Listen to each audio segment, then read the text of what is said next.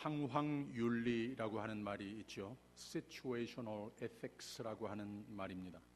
1960년대에 조세프 플래처라고 하는 철학가가, 미국의 철학가가 또 교수였던 사람이 제시한 윤리 철학입니다. 이 조세프 플래처의 새로운 철학은 이 전통적인 사람들이 신앙계에서나 또 사회학적인 차원에서 전통적으로 보수적으로 생각해 왔던 것과는 완전히 다른 그러한 생각이었습니다.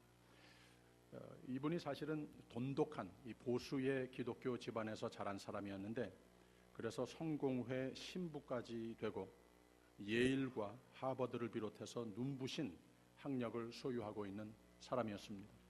근데 이 사람이 공부하고 성경을 연구하고 또한 인간이 세상에 사는 가운데에 성경이 말해주는 절대적인 윤리관에 대해서, 적어도 이분의 견해에 성경에 대한 그런 보수적인 주석에서 이 과학도 늘 새로운 것을 발견하게 되는 것이고, 인간이 사회가 겪는 모든 상황은 늘 변하는 것이 아니냐. 결론 내린 것이 하나님은 변함 없으신 하나님이 아니고 절대적인 하나님이 아니시고 변함도 더러는 있으신 하나님이다. 절대적인 하나님으로 믿는 것보다는 상대적인 하나님으로 믿는다. 이렇게 말을 하기 시작을 한 거예요. 그래서 하나님의 뜻에 벗어난 인간의 모습과 사회의 모습을 하나님 뜻대로의 모습으로 회복해 가야 하는 것이다 라고 하는 이런 전통적인 신앙관을 불만스럽게 생각을 하게 된 겁니다. 그래서 하나님이 그렇게 냉정한 분이실 수가 없다라고 결론을 지으면서 상황윤리라고, 사람이 사는 동안에 상황은 늘 변하게 되는 법인데 하나님은 만세 전부터 하나님의 법을 정해놓으시고 변함이 없으신 분이라고 하는 말, 성경 교리는 잘못된 것이다. 전통 신앙이 잘못된 것이다. 또 전통 신앙이 바로 보수적인 그러한 사회의 문화를 낳게 되는 것, 이거 잘못된 것이다. 다시 한번 우리가 봐야 하는 것이다.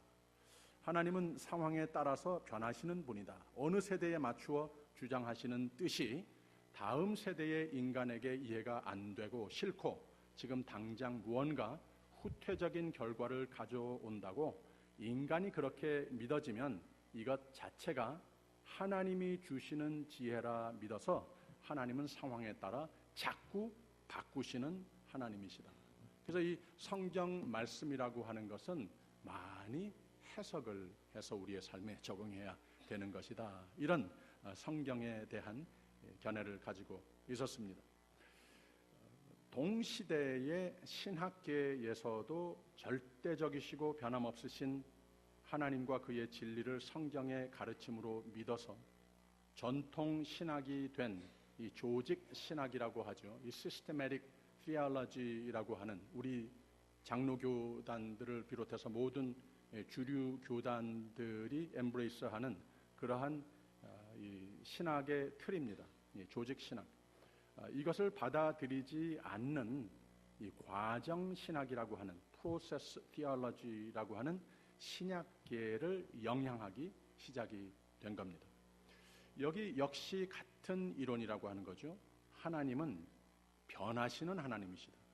결국은 상황윤리나 과정신학은 교회가 전통적으로 믿고 의지해 왔던 전지전능하신 시간과 공간을 넘어서 창조주이신 하나님, 섭리주의 하나님, 그의 약속과 질서를 변함없이 주관하시는 하나님, 이런 신학에 대해서 의문을 하기 시작을 한 거죠. 처음에는 그럴듯한 이론입니다. 예수님도 율법에는 이렇게 우리가 알고 있었지만 하면서 나는 하시면서 그 율법을 안식일에 대한 말이라든지 병 고치는 일이라든지 제사 드리는 법 등등 하나님 사랑을 나타내는 상황, 사람을 용서해주고 새힘 건강으로 회복하는 일, 죽은 사람을 살리는 일, 이런 경우에는 하나님의 율법을 그 상황에서 재조명하여 그 율법에 본 의사를 오히려 살리고 행하고 율법주의가 잘못된 것, 형식주의가 잘못된 것, 예식주의가 잘못된 것을 하나님의 뜻을 잘못 주석을 해서 적용을 했던 것을 예수님께서 지적을 하시고 이것을 내려놓아야 하는 것이다. 하나님이 되시는 예수님께서 바로 성경의 율법주의적인 그러한 모습들을 내려놓게 하신 거라고 하는 거죠. 그런데 많은 사람들은 이런 상황윤리적상 또 이런 과학 신앙을 주장하는 가운데에 예수님도 그렇게 하셨으니까 우리도 그렇게 해도 되는 것으로 생각하게 되는 거라고 하는 말이죠. 그래서 이 플래처의 주장은 성경은 이 영속적인 이런 perpetual한 진리가 아니고 성경에서 우리가 배울 수 있는 것은 일시적인 상황에 따르는 temporary 진리이다. 이렇게 주장을 했습니다. 이 전통의 이 성경학에서 완전히 벗어나기 시작을 하는 거죠. 그리고 또 하나님의 진리는 절대적인 진리, absolute 진리가 아니고 relative truth, 이 상대적인 진리이다. 이렇게 말을 했고, 그리고 또 theocentric한 진리, 신본주의적인 하나님의 입장에서 하나님께서 주신 말씀이니 그대로 무정확한 말씀으로 내가 받아들이는 것보다는 humanistic, 인본주의적 진리로밖에 이해가 안 되는 것이고 이해가 안 되면 우리가 그것을 좀 바꿔도 되는 것이다. 하나님이 이렇게 모든 세대가 변해가는 가운데에 바뀌시는 하나님이시다. 이렇게 말을 한 겁니다. 이런 철학적, 신학적 주장을 하면서 실천적 차원에서 동성애 용납은 물론이고 어볼션 윤리라든지 이 안락사, 이 assisted death라고 하지 않습니까? 등등 생물학 의료계에 매우 진보주의적인 영향을 끼치게 됩니다. 이 사람의 근본적인 성경관, 신앙관은 하나님은 사랑이시다. 하나님의 사랑은 가장 우세한 법이므로 이 성경의 다른 많은 하나님의 말씀들을 내가 오늘 상황에 맞게 어떤 배경을 안고 사람들이 왔던지 간에 우리 같이 하나님 앞에 서서 사랑의 이름으로 성경의 어떠한 말씀 법이 됐던지 간에 이거 다 무산할 수 있는 것이다. 사랑의 이름으로 이러한 철학을 가지고 있었던, 성경 철학을 가지고 있었던 사람이라고 하는 거죠. 사람이 생각하기에 사랑의 이름으로 어떤 하나님의 법도 바꿀 수 있는 것이다 믿었습니다.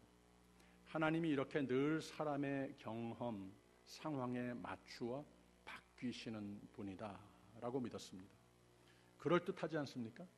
근데 이분이 나중에 무신론자가 되고 말았습니다.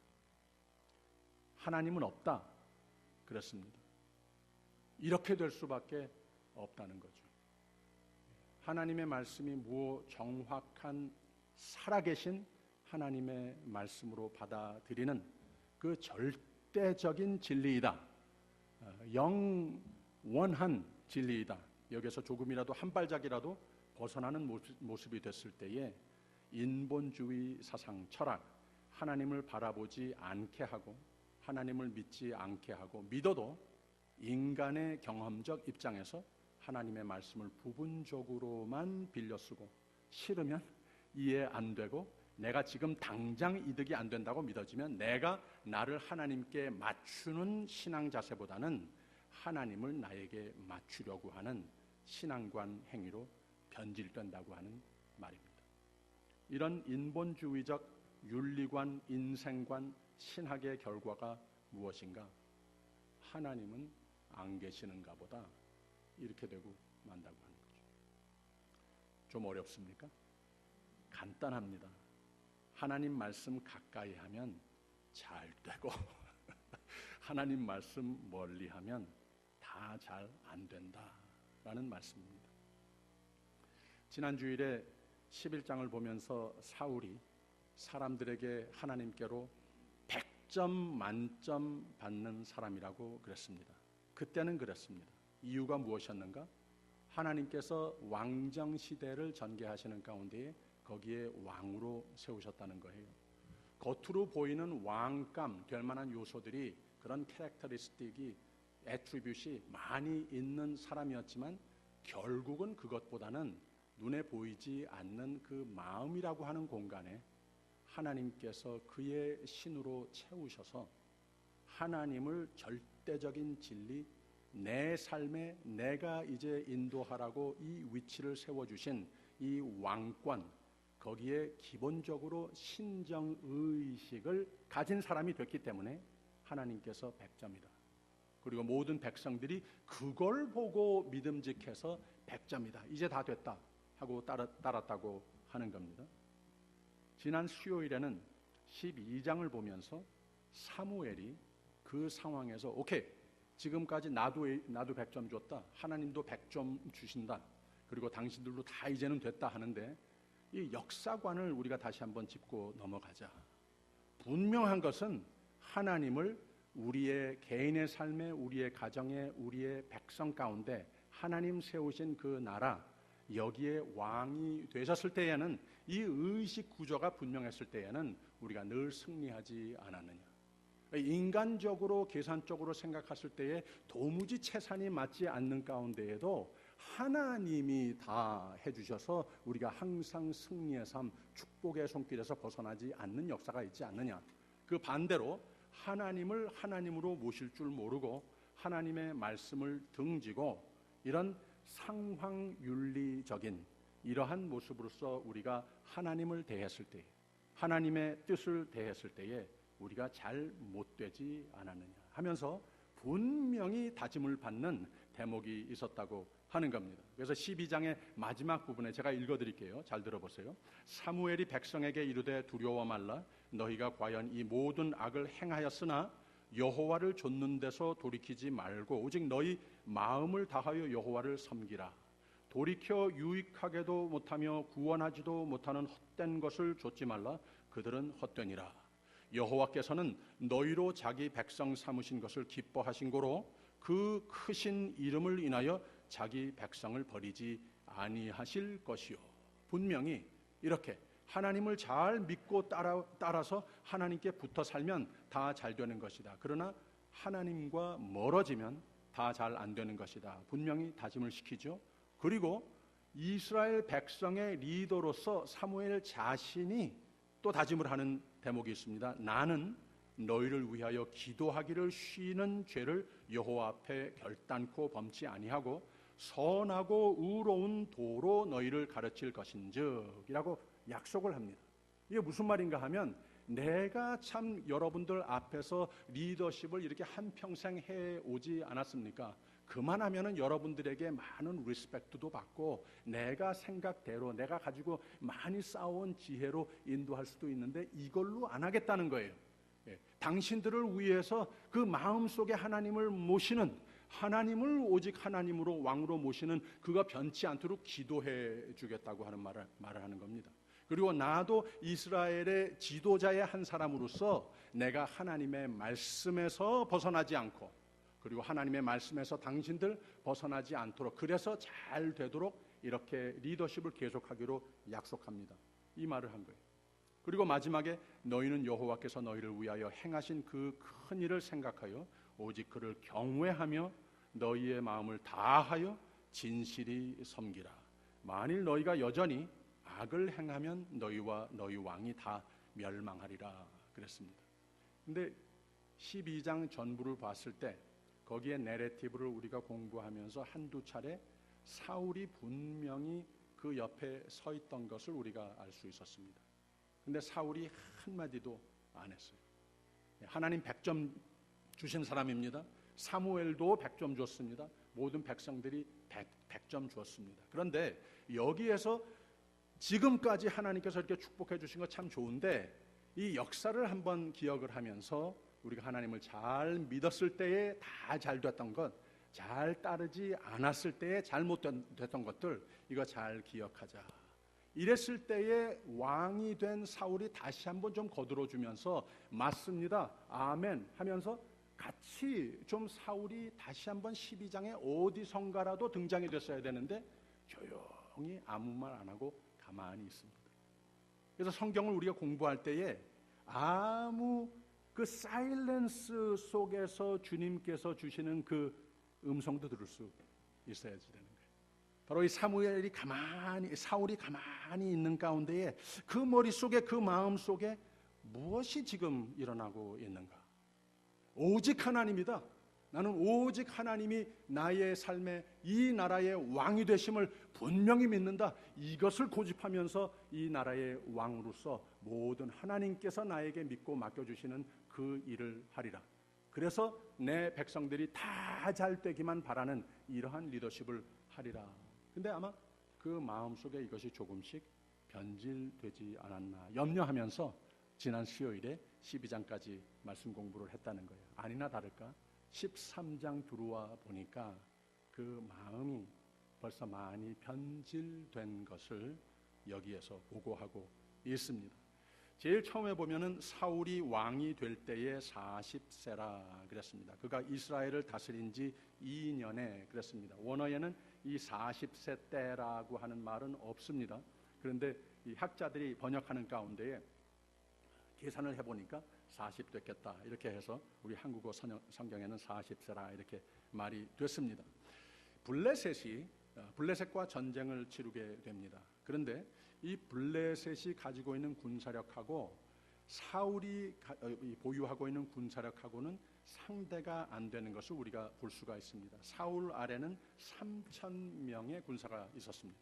그런데 바로 블레셋이 쳐들어올 때에 여기에 7절을 보게 되면은 뭐라고 그랬는가 하면 어떤 히브리 사람들은 요단을 건너 갓과 길르앗 땅으로 가되 사울은 아직 길갈에 있고 그를 좇은 모든 백성은 떨더라 그랬습니다.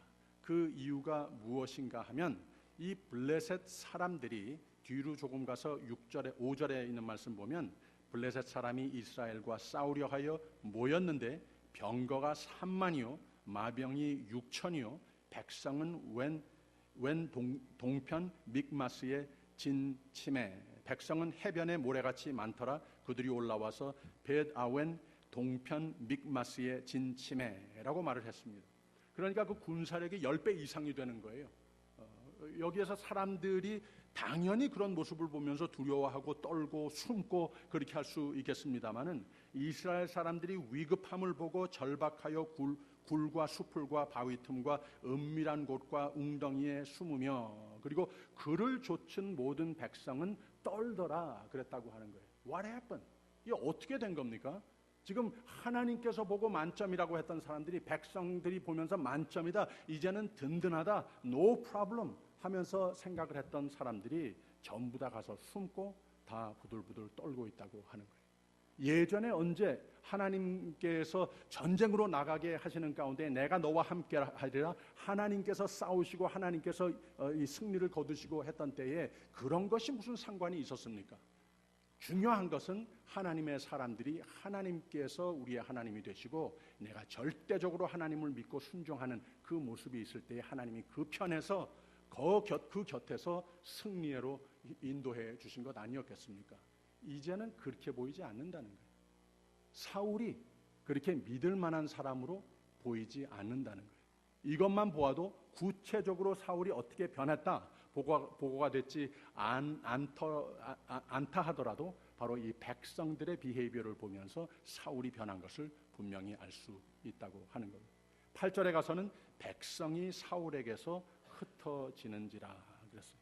그래서 이 사울이 안 되겠다 해서 하나님 앞에 예배를 드리는데 겉으로 보기에는 참 좋습니다. 하나님 앞에 제사를 번제를 드립니다. 참 좋은 행위로 볼 수가 있는데 바로 하나님께서 사울을 통하여서 세우시고 이 제사장으로서 하나님께 백성을 위해서 번제를 드리는 그 특권은 제사장에게 하나님께서 뜻으로 정해주셨다고 하는 거예요. 그런데 그 상황에서 이 상황윤리관이 바로 이 사울의 리더십에서 보여준다고 하는 거예요. 내 생각에 이 상황이 지금 급하다 보니까 내가 내 생각대로 하면 하나님께서 이해해 주시겠지 하면서 자기가 그냥 제사를 드리고 맙니다. 그 가운데에 사무엘이 와서 무엇이라고 그러는가 하면 오늘 말씀입니다. 왕이 망령되이 행하였도다. 왕이 왕의 하나님 여호와께서 왕에게 명하신 명령을 지키지 아니하였도다. 그리하였다면 하나님을 내 삶에 이 신정 국가에 하나님께서 세워주시고 거기에 그 하나님의 왕이 되시는 가운데 나를 공구로 쓰신다고 하는 건 내 제목이 왕이 됐건 꼬붕이가 됐건 무슨 상관입니까? 하나님께서 왕이 되셨으면 다 됐습니다. 이러한 신앙으로서 계속 리더십을 했더라면 왕의 나라를 영영히 세우셨을 것이오늘 지금은 왕의 나라가 길지 못할 것이라. 여호와께서 왕에게 명하신 바를 왕이 지키지 아니하였으므로 여호와께서 그 마음에 맞는 사람을 구하여 그 백성의 지도자를 삼으셨느니라. 그랬습니다. 나중에 가서 보게 되면은 하나님이 사울을 왕으로 세우신 것을 후회하셨다라고 하는 표현도 나오고 하나님께서 버리셨다 하는 이런 표현도 나옵니다. 무슨 말입니까? 100점 만점이 됐던 사람이 빵점이 되고 말았다고 하는 겁니다. 다른 이유가 아니고 하나님을 내 삶에 내가 리더십을 발휘하여야 할 그 나라에 하나님을 왕으로 모시는 그 모습에서 이 사람들이 나한테 그렇게 리스펙트도 해주고 각광을 비춰주고 막 띄워 올리니까 여기에서 그 부족한 인간성으로 말미암아 내가 왕다운가 보다 상황에 따라서 하나님의 뜻을 좀 어기고 내 지혜, 내 힘으로 뭘 해봐도 괜찮겠다 이렇게 생각이 되고 만 겁니다. 여호와께서 그 마음에 맞는 사람을 이미 정하시고 마음을 바꾸셨다고 하는 겁니다. 하나님께서 오늘 말씀을 통해서 우리에게 주시는 지혜가 분명히 있습니다. 우리가 이 세상 사는 가운데에 하나님의 말씀을 순종하는 삶을 살아야 하는 것이라. 다시 5절과 6절의 말씀을 보게 되면 블레셋 사람이 이스라엘과 싸우려 하여 모였는데 병거가 3만이요 마병이 6천이요 백성은 해변에 모래같이 많더라. 그들이 올라와서 베다웬 동편 믹마스에 진침해 이스라엘 사람들이 위급함을 보고 절박하여 굴과 수풀과 바위 틈과 은밀한 곳과 웅덩이에 숨으며 그랬습니다. 그리고 하나님께서 정해주신 하나님의 뜻에 붙어 사는 고집하는 그런 삶보다는 제사장만 드릴 수 있는 제사를 내가 한번 하면은 어떻겠느냐? 뭐 하나님께 제사 드리는 일인데 다른 것도 아닌데 이렇게 생각이 됐습니다. 사울이 사무엘의 정한 기한대로 이래를 기다리되 사무엘이 길갈로 오지 아니하매 백성이 사울에게서 흩어지는지라 그랬습니다. 우리는 이 세상 사는 가운데에 하나님을 믿고 의지하기도 하고 순종도 하여야 하지만 하나님의 때를 기다릴 줄 아는 믿음도 가져야 하는 겁니다. 참 지혜로운 사람, 학력이 높은 사람, 많은 것을 알고 리더십이 대단한 사람 많이 있을 수 있습니다. 그러나 하나님의 사람은 하나님의 그의 때가 되면 반드시 하나님의 계획을 행하신다 하는 하나님을 기다릴 줄 아는 하나님의 뜻이 중요한 것이지 내가 지금 생각하는 그 판단이 이 하나님의 지혜를 하나님 하시는 일을 가로막아서는 안 된다고 하는 거죠. 하나님은 하나님의 사랑하시는 사람을 가장 잘 구원하실 때에 하나님께서 하신다고 하는 거예요. 그때가 되기까지 우리가 해야 하는 일은 오직 하나님을 믿고 기다려야 된다고 하는 겁니다. 상황 판단 오진으로 말미암아 사람들이 또 지도자도 많이 범하는 실수라고 하는 거죠. 이럴 때 많이 실수하는 예들이 사실보다 더 문제를 극대화합니다. 더 두려워합니다. 근심합니다. 하나님 뜻보다 사람 요구하는 데에 리더십을 거기다가 맞춥니다. 이것이 바로 사울이 범한 죄라고 하는 거예요. 하나님은, 잘 들어보세요, 우리를 축복하시되 하나님 뜻대로 축복하심을 믿으시길 바랍니다. 하나님 방법대로 하나님 시간 안에 하신다고 하는 것을 믿어야 돼요.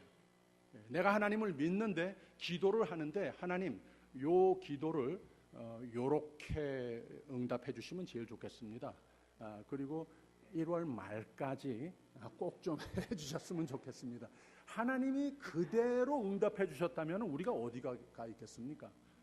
하나님께서 영원토록 더 아시는 하나님께서 내 편에서 내 곁에서 인도해 주신다고 하는 이 신앙 고백을 가지고 하나님께 오케이, 하나님 내 하나님이시니 내 왕이시니 알아서 해 주십시오.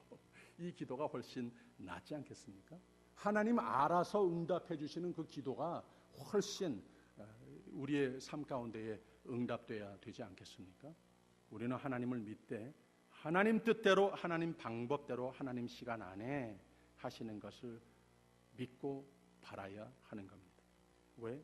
하나님은 우리가 감당치 못할 시험은 허락하지 않으시고 또 하나님 뜻하신 일은 우리 삶 가운데 꼭 이루시고 하나님 뜻 아닌 일은 절대로 안 생긴다고 하는 겁니다. 이것이 믿는 자들의 특권이고 이것을 믿어야 승리한다고 하는 말입니다. 교회가, 가정이, 직장의 환경이 성공해야 되겠는데 이 세상에 우리 눈에 보이는 우상이 될 수 있는 세상의 기준, 이런 상황윤리, 이런 것이 혹시 나의 생각과 나의 믿음마저도 조금 영향을 끼치고 있다고 하면 하나님이 기뻐하시고 하나님이 쓰시고 우리로 기쁘고 보람된 삶으로 인도하시는 올바른 하나님을 절대적으로 믿고 의지하는, 다시 내 삶의 왕으로 모시는 그 신앙을 회복하시기를 주님의 이름으로 축원합니다. 이런 신실한 주의 종들이 되어서 하나님께서 인정하시고 신실하신 축복의 미래를 하나님께서 반드시 축복하시는 여러분 가정, 교회가 되시기를 주님의 이름으로 축원드립니다. 기도하겠습니다. 예수는 나의 힘이요 내 생명 되시니 변함없는 믿음으로 변함없는 주의 마음에 합한 삶의 열매로 변함없는 하나님의 신실하심으로 승리하는 변함없는 하나님의 약속이 실현되는 우리 모두의 복된 생애가 되게 하여 주시옵소서. 예수님 이름으로 기도하옵나이다.